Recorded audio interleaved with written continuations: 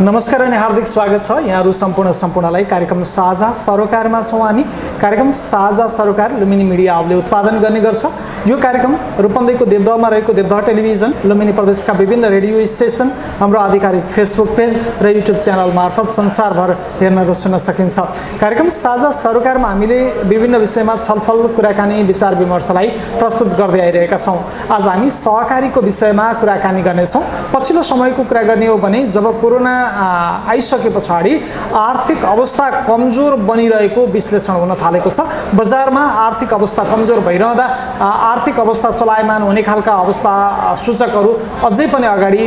बढ्न सकिरहेको अवस्था देख्न सकिँदैन। यो अवस्थामा खास गरी गाउँ-गाउँमा रहेका सहकारीहरूले यसलाई कसरी व्यवस्थापन गरेका छन्, आज हामी यही विषयमा कुराकानी गर्नेछौँ। त्यसका लागि यति बेला हामीसँग हुनुहुन्छ तिलोत्तमा नगरपालिका, रूपन्देहीको तिलोत्तमा नगरपालिका वडा नम्बर 12 मा रहेको परिचित बचत तथा ऋण सहकारी संस्थाका व्यवस्थापक मेनुका थापा छेत्री। मेनुका म्याडम, यहाँलाई कार्यक्रममा स्वागत। नमस्कार। आराम हुनुहुन्छ? आरामै। मैले विषय उठान गरिसकेको छु। जब कोरोना करिब सकियो भन्यो त्यस पछाडि आर्थिक सूचकहरू मन्दीको अवस्थातिर अगाडि बढेका छन्। अहिले यहाँ तपाईहरुले चलाइरहेको यो सहकारीमा त्यसको प्रभाव चाहिँ कति छ? त्यस्तो ठुलै असर चाहिँ अलिकति छैन। हाम्रो सहकारी पनि सानो थोरै पुँजीमा लगानी गरिरहेको अवस्थामा केही अगाडि त अझै एकदमै थियो भने अहिले चाहिँ अलिकति सहज भएको अवस्था चाहिँ छ। यो आर्थिक महिनामा अब ठप्पै हातै बाँधेर चाहिँ अब लगानी नै नगरेर बसेको अवस्था चाहिँ हाम्रो छैन। जुन अब तरलता अभावै भएर बचतै फिर्ता गर्न नसक्ने सानोतिनो एउटा सानो व्यवसाय गर्छु भन्दा पनि अहिले चाहिँ नगर्नुस् भनेर चाहिँ हामीले सदस्यलाई भन्न परेको अवस्था चाहिँ नरहेको भनेको साना लगानीहरू भएका छन्। जति चाहिँ हुनुपर्ने पैसा हो त्यो चाहिँ हुन त्यति सकेको छैन, प्रशस्त चाहिँ नभएको थियो गएको महिना भने। अहिले चाहिँ हामी सदस्यले मागेको बखतमा कुनै व्यवसाय, कुनै आम्दानी हुने क्षेत्रमा काम गर्छु भने पर उहाँहरूलाई चाहिँ हात खुम्चाएर बस्नुपर्ने अवस्था चाहिँ छैन। हाम्रो सहकारीले चाहिँ लगानी गर्न सक्ने अवस्थामै छ। हजुर, अब जस्तो धितोको कुरा गर्ने हो भने जति धितोको मूल्याङ्कनको आधारमा लगानी गर्न नसकिने र धितो नभए पनि लगानी गर्न सकिने ती लगानीहरूलाई अलिकति कम गरेका अवस्था धेरै सहकारीहरूमा देख्न सकिन्छ। यो परिचित बचत तथा ऋण सहकारी संस्थाको अवस्था चाहिँ के हो, कसरी लगानी भइरहेछ? हाम्रो लगानीको क्षेत्र चाहिँ हाम्रो त्यत्रो ठुलो पनि छैन, लिमिटेड। हाम्रो धितोमा चाहिँ हामी 10 लाखसम्मको कारोबार गर्नेलाई चाहिँ हामी लगानी गर्छौँ भने सानो हाम्रो समूह जमानीमा 3 लाखसम्म हाम्रो लगानी छ। सानो लगानी धेरै सङ्ख्यामा हाम्रो 2386 जना सदस्य हुनुहुन्छ भने हाम्रो 2260 जनामा ऋण परिचालन छ। हाम्रो सानो कर्जा चाहिँ धेरै मात्रामा धेरै व्यवसायमा विविधीकरण तरिकाले लगानी भएको हुँदा त्यस्तो ठुलै समस्या चाहिँ तपाईहरु अब म यो सानो काम गर्छु भन्दा अहिले तपाईले पाउनुहुन्न, अब काम गर्न चाहिँ हाम्रो संस्थाले लगानी गर्नै सक्दैन भनेको चाहिँ ठप्पै बसेको चाहिँ छैन। थोरै चाहिँ हामी लगानी गरेकै छौँ। यो महिनामा चाहिँ तपाईहरु कोही सदस्यले हामी केही काम गर्छौँ योजनाबद्ध तरिकाले काम गर्ने अवस्थामा हुनुहुन्छ भने हाम्रो संस्थाले चाहिँ लगानी गर्ने तयारी अवस्थामै छ। हजुर, अब यो भन्दै गर्दा बैंकहरूले लगानी गर्न छोडे, धेरै सहकारीहरूले पनि अब जति लगानी गर्नुपर्ने हो त्यो लगानी गर्न सकिरहेको छैनन्। त्यसले गर्दा तपाईको चाहिँ साना लगानी भए पनि लगानी गर्ने क्रम चाहिँ सहकारीहरूमा बढ्ने गरेको छ। के छ अवस्था? ती कुराहरूलाई व्यवस्थापन गर्न सक्नु भएको छ तपाईहरुले? एकदमै अहिले चाहिँ हामी त्यो व्यवस्थापनै गर्न नसकेर अब उहाँहरूको मागलाई नै हामी हेर्न नसकेको अवस्था चाहिँ छैन। उहाँहरूले जे माग गर्नुभयो उहाँहरूको मागलाई हामी हेरेर आवश्यकताको पहिचान गरेर उहाँको पहिचान अनुसार उहाँको माग अनुसार हाम्रो संस्थाले लगानी चाहिँ गरिराखेको अवस्था छ। जुन हाम्रो 10 भन्दा माथि नै हाम्रो तरलतालाई कायम गर्दै त्यो लगानीलाई चाहिँ हामी काम गरिरहेका छौँ। भनेको तपाईको लगानी सबै हिसाबले लगानी त भएको होइन, जे लगानी रोक्न पर्ने अवस्था चाहिँ छैन। हातै अब लगानी नै छैन। अहिले चाहिँ फर्म भरिन्न है, तपाईहरु चाहिँ एकछिन बस्नु नै पर्छ भनेरको अवस्था चाहिँ होइन। केही सदस्यमा चाहिँ यो तरलताको अभाव हुँदा जुन सदस्यमा समस्या चाहिँ देखिएको छन्, भागा नआएको ऋणहरू बढ्ने, जुन समयमा लगानी गरिसकेको पैसा चाहिँ भनेकै टाइममा चाहिँ नफर्केका अवस्थाहरू छन्। कोरोनाले गर्दाखेरि उहाँहरूको आर्थिक स्थिति चाहिँ त्यो अगाडि सुधारेर ल्याउनलाई चाहिँ केही समय लागेको छ। अर्को नयाँ योजना ल्याउन पनि हाम्रो सदस्यहरूलाई अलिकति गाह्रो अवस्था पनि छ। किन भन्दाखेरिमा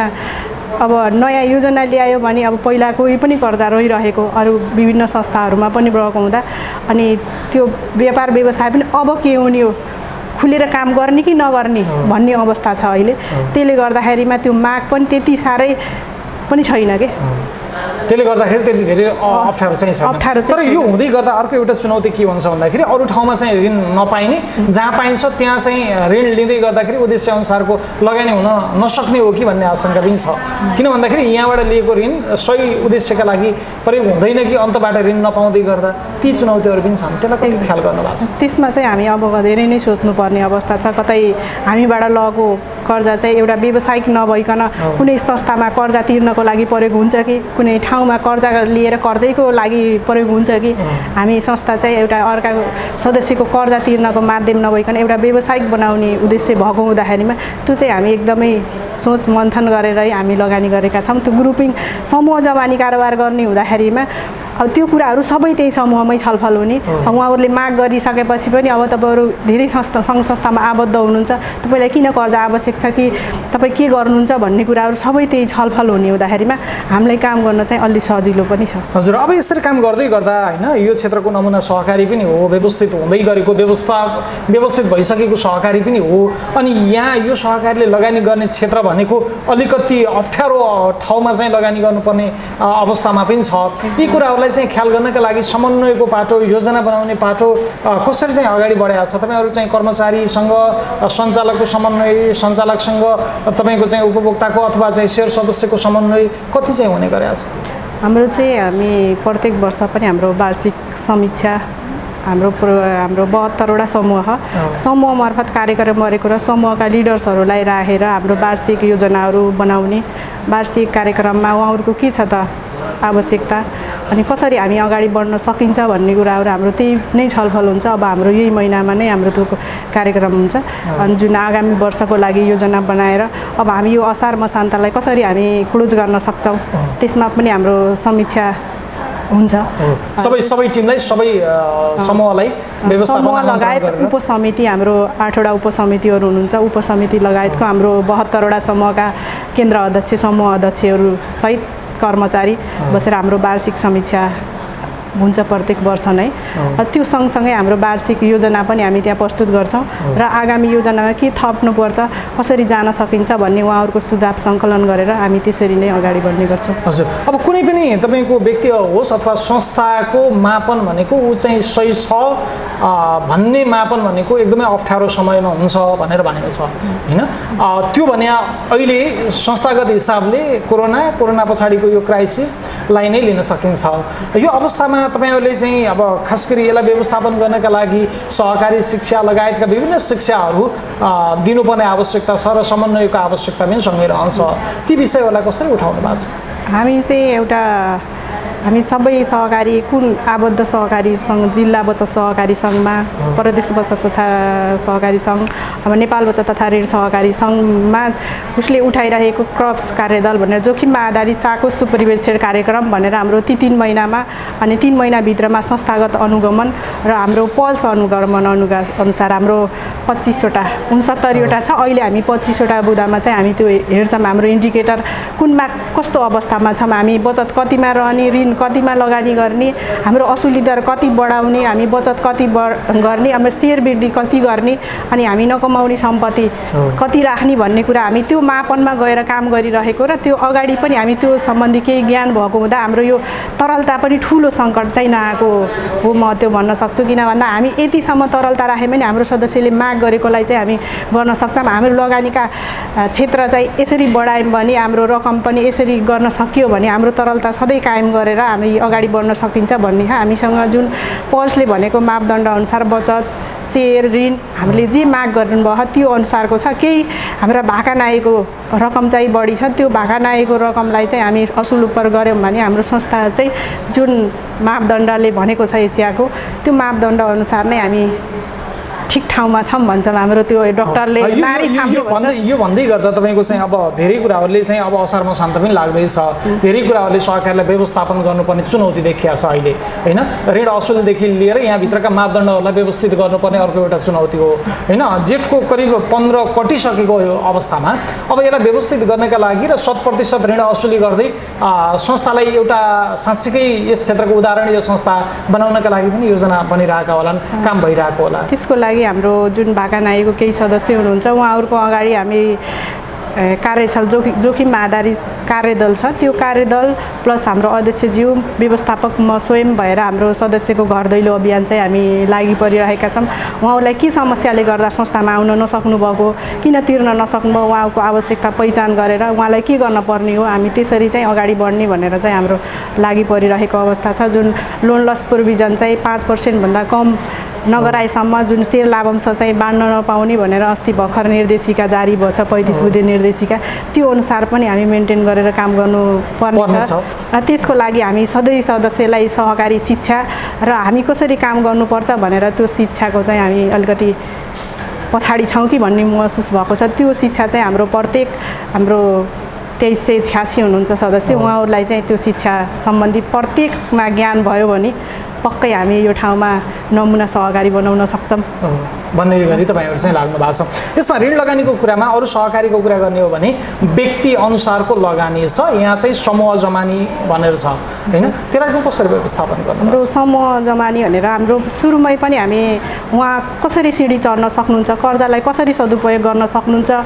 त्यो क्षमता हेरिकन फर्स्टमै हामी धेरै भारी चाहिँ बोकाउँदैनौँ ऋणी खराब होइन ऋण खराब भन्ने कुरा हुन्छ अब ऋणी कसरी खराब हुन्छ हामी ऋणै नदियो भने त त्यो व्यक्ति त खराब हुँदैन भन्ने कुरा हामीले बुझेका छौँ र स्वयं पहिलाचोटि नै हाम्रो 50,000 हुन त 50,000 के नै हुन्छ र एउटा सानो काम गर्नलाई 50,000 लगेर कसरी परिचालन गर्न सक्नुहुन्छ त्यसलाई सही परिचालन गर्नुभयो भने त्यसबाट हामी सिँढी चढ्दै हामी त्यसरी अगाडि लगानीको प्रक्रियाहरू हामी अगाडि बढाउँछौँ त्यो भनेको तपाईँले लगाएको लगानीलाई उसले कसरी सदुपयोग गर्छ र त्यो लगानीलाई कसरी रिटर्न गर्छ भन्ने कुराहरू पनि हो त्यसलाई चाहिँ विशेष ख्याल गर्छ हजुर असार मसान्तसम्म 100% अथवा तपाईँले भने जस्तै गरेर ऋण असुली हुने अवस्था चाहिँ कति छ असुली हुन्छ भन्ने हामी आशामा छौँ हामी धेरै प्रयासमा छौँ हामी ग्रुपमा पनि हामी यो क्लास दिइरहेका छौँ समूहमा पनि हामी सबैलाई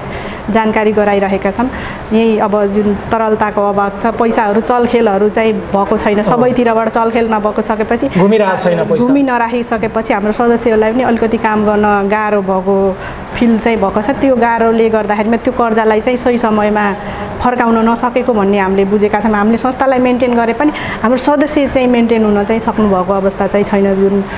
त्यो पैसा चाहिँ चलखेल नभएको भएर त्यो चलखेल हुने बित्तिकै चाहिँ हाम्रो पैसा चाहिँ असुल हुन्छ अब धेरै नै त्यस्तो नै जटिल चाहिँ छैन हामी सबै संस्थाको सम्पर्कमा आएर ब्याजहरू यति छ यसरी तिर्ने चाहिँ भइरहेको छ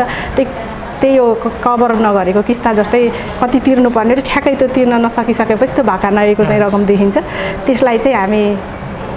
जुन सरकारले मापदण्डले भनिरहेछ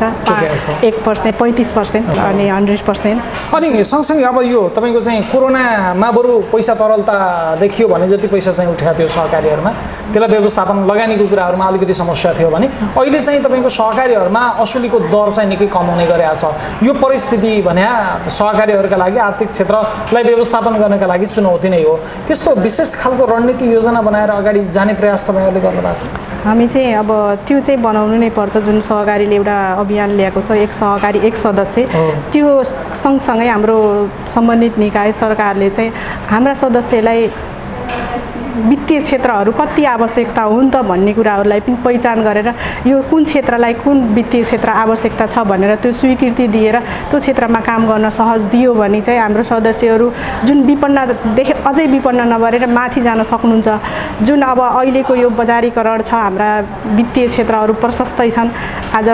3 लाख 4 लाख 5 लाख उहाँको इन्कम स्रोत के छ त्यो पहिचान नगरिकन लगानी गर्दाखेरि सिधा भाषामा भन्दै गर्दा लघु वित्त भन्छौँ हामी त्यसलाई हजुर ती संस्थालाई चाहिँ नभनिकन अब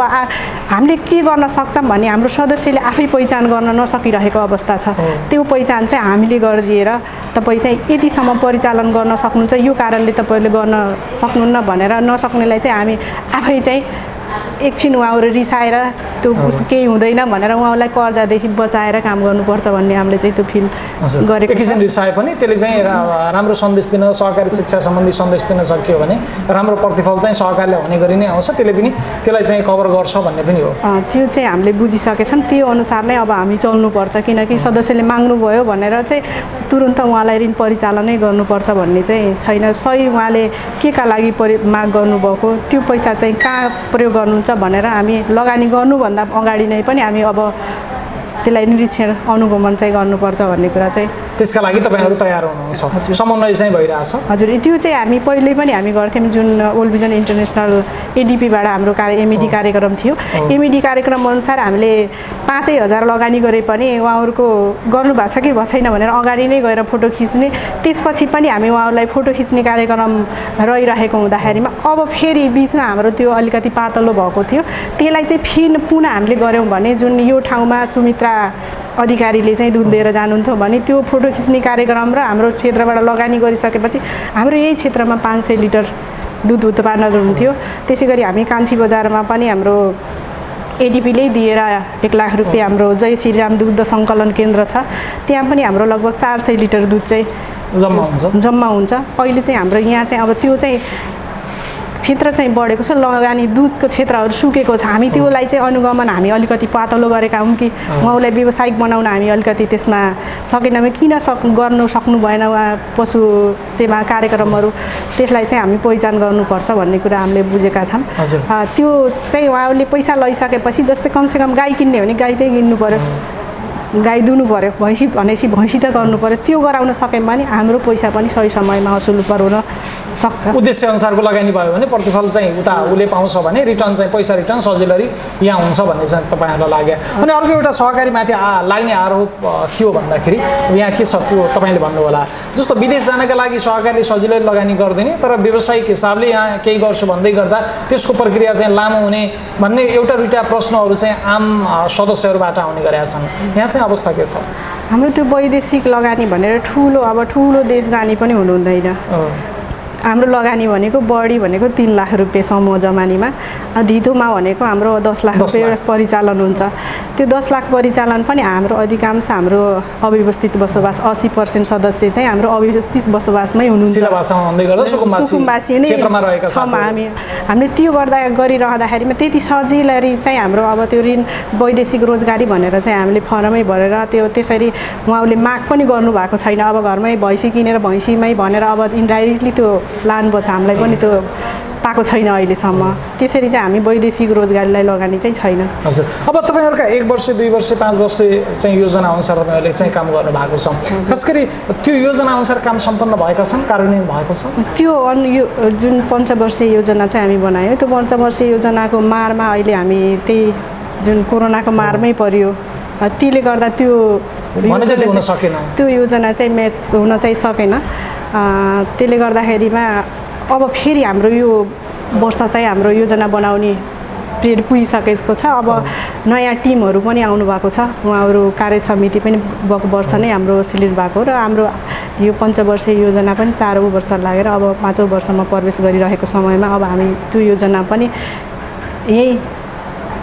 आर्थिक वर्ष नसके पनि लगत्तै हाम्रो साउनमै हाम्रो त्यो पञ्चवर्षीय योजना चाहिँ बनेर अगाडि बढ्ने योजना छ भनेको समय सापेक्ष योजना बन्छ त्यसलाई कार्यान्वयन हुने गरी तपाईँहरूले चाहिँ काम गर्नुभएको छ संस्थाले काम गरेको छ निकै महत्त्वपूर्ण समयमा हामीले कुराकानी गऱ्यौँ